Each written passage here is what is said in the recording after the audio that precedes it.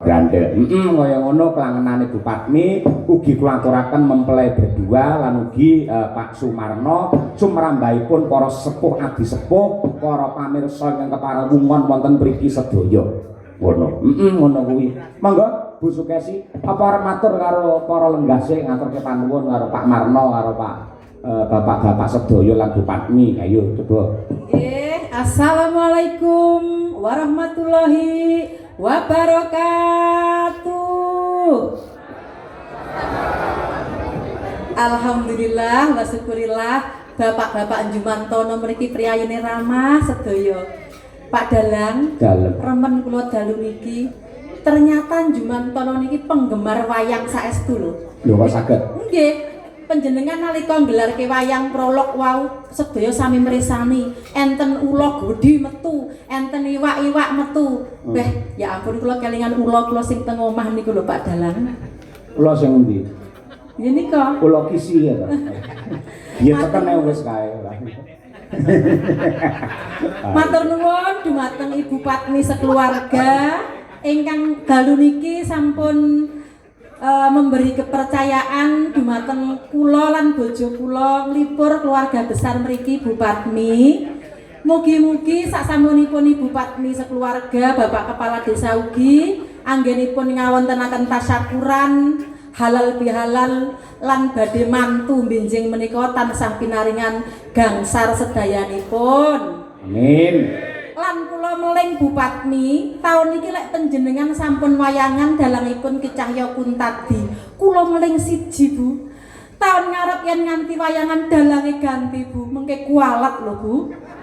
Sik, iki omongane ra penak kaya malaikat sampean. Ampun gugu Bu Padmi, bebas. Sing penting tiap tahun wayangan, mboten kudu Cahya Kuntadi. Bu Kesi iki duwe bojo, ya iso ndalang, mang tanggap mboten napa-napa. Lek ora seneng karo bojone Bu Kesi boleh yang lain upamane putrane Mbah Supron Suwanto sing nomor 3 ya ento. Piye ta? Kurang piye to? Lah iya. Mau wis salaman karo Bu Lurah Bu Kesi? Dereng kepanggih kali. Oh, aku jagungan suwi. Ora ngerti Bu Lurah kok awake luwangsing jan. Jan kaya Dewi Persik ya. Jangongi dalang bareng karo murep ya iya. Batinku ki wong apa drem mau. Pak Dalang, tapi bulurane niku senadyan to lemu badanipun sehat. Ayem. Ning nggih wonten pethingan siji. No. Lek masak jangan tempe lombok ijo. Enake rek jan ra karo-karuan. Kula wingi pas survei lokasi mulai dibetani jangan tempe. Mengke enjing malah lho bulurah. Saestu nggih Bu. Betani Bu, kula remen niku Bu. Pak Cahya dugi griya langsung didhahar. Ngapunten Bu Lurah lan ibu-ibu ingkang masak. Nggih ngeten iki bojo kula. Sampun kondang bilih Kesi niku sinden sing kemalan badokan. Ngapunten. Kon nyinden sing apik malah ngomongin jangan lombok ora ya. Nggih, nek intinipun matur nuwun sedaya. Mugi-mugi sedaya warga masyarakat tamu undangan ingkang sami rawuh kepranan atinipun napa mresani pahargyan dalu niki nggih Pak. Matur nuwun. Ketoke karo sampean wis akrab penonton kene. Oh, boloku kabeh penggemarku kok Pak. Aku sik merasa berat masih cari-cari lho ki mau jane. Sampean iso darder-darder. Kalah set karo sampean. Kalah tuwek marai. Ayo. Ngelmune iki lho. Ayo nggih. Monggo sinamipun kagem Bu Padmi. Jane Bu Padmi tindak panggung mriki. Bar iki karo Pak Gareng kok. Oke. Yang pacangane Pak Gareng. Ayo. Nggih. Ya Bu kasih.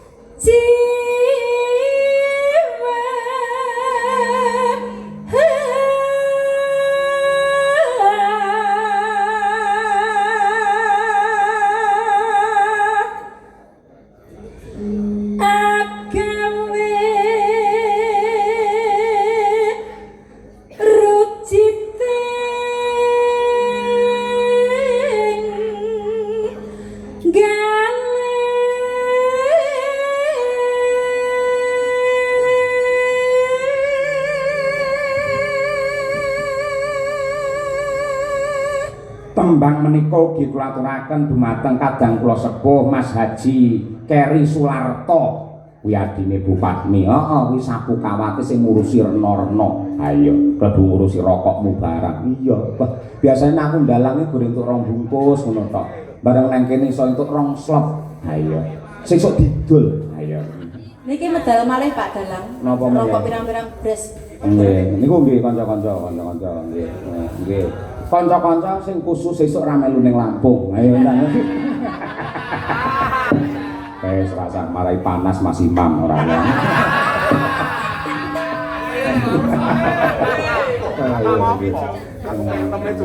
Ya Bu.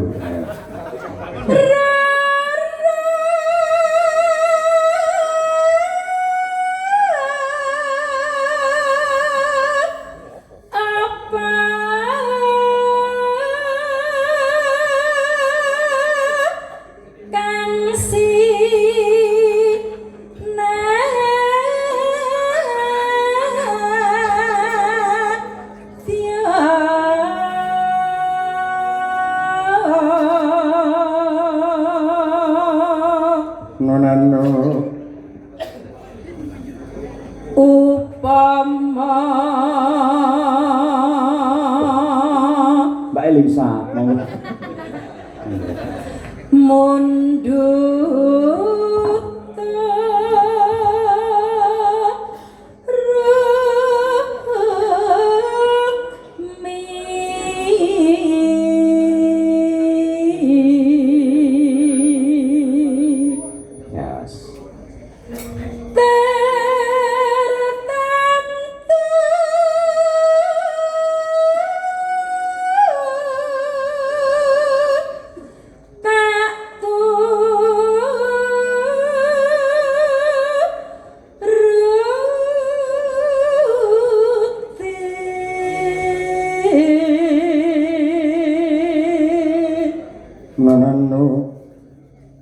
ibarat wong numpak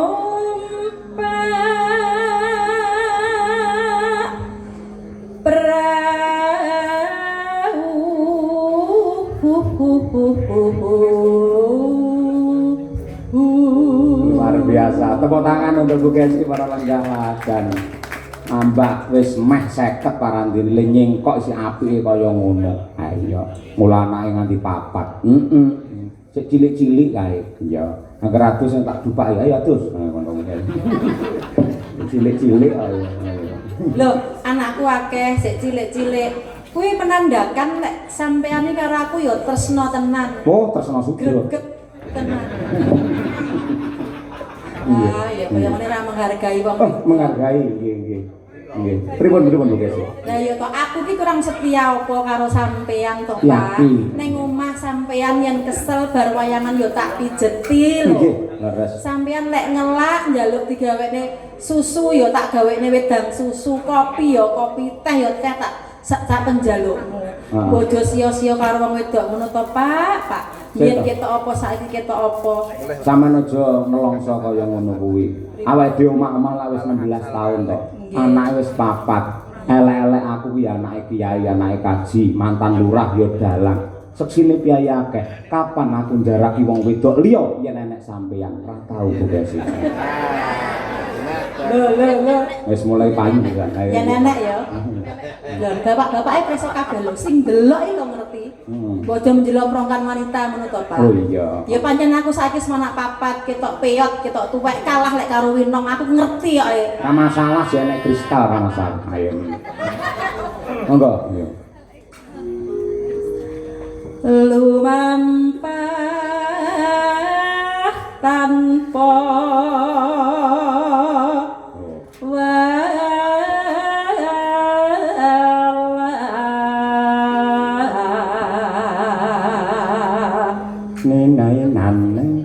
neng madyane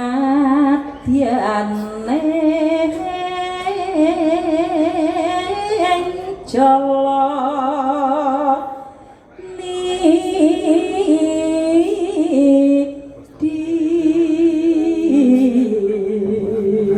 Kanca-kanca sampun pikantuk rokok sedaya kanca-kanca. Alhamdulillah, iki pokoke panen rokoke pirang-pirang. Lepas sepi tanggapan ngono masalah rokok siji nggih wong loro. Ayo. Bareng dolaris kemplelet rokok ndekek ngene lek cukup to. Ndekek baru disempet terus ndekek. Ora, bareng rokok akeh. Ngono kuwi. Hah, gak tau mong. Ayo. Enak sing ngalor ngidul gorek tokno ya enak. Ayo, wonge teko. Ayo. Kelasne, Bu. Tamah gonjeng anggen joneng pagulingan. Ya. Bacute selendang biru pamundhute Bu Patmi ini adalah doa yang indah insya Allah gawa berkah mergo selendang itu simbol keindahan biru adalah bisa rukun keluarga besaripun Bu Lurah Pak Lurah kalian Bu Patmi. Wah iya monggo dados.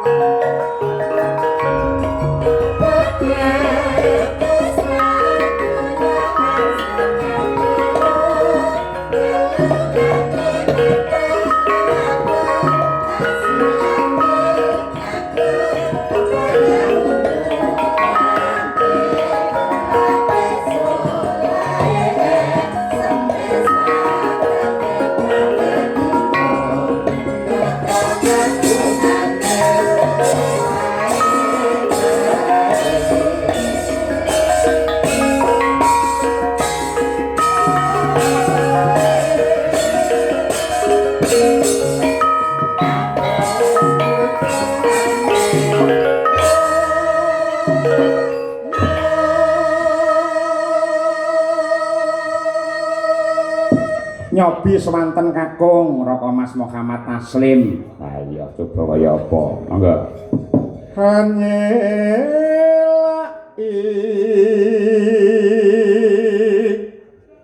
Janji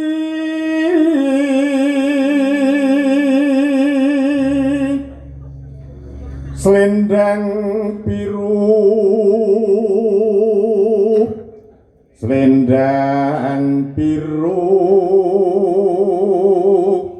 amung nyenaki hati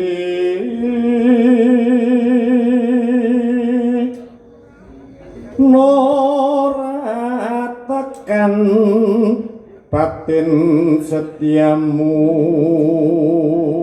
Kor Putri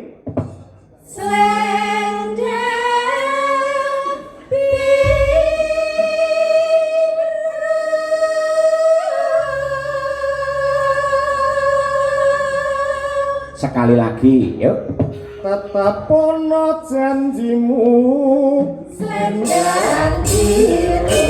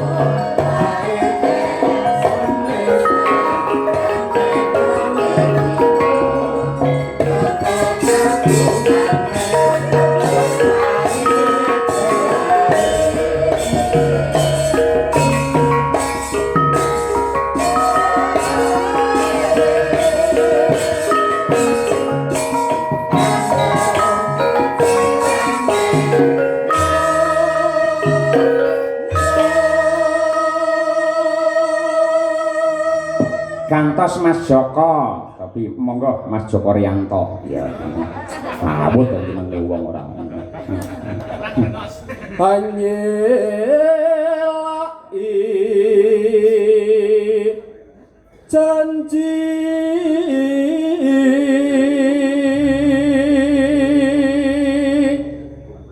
selendang biru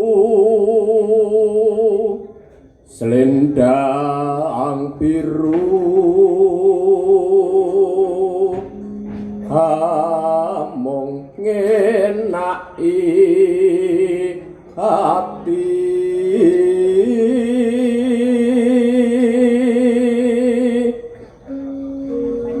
ora tekan batin setiamu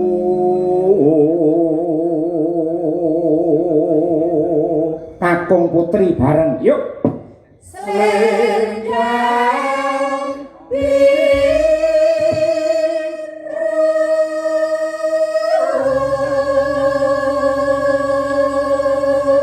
Guru Pak tatapono janjimu sing janji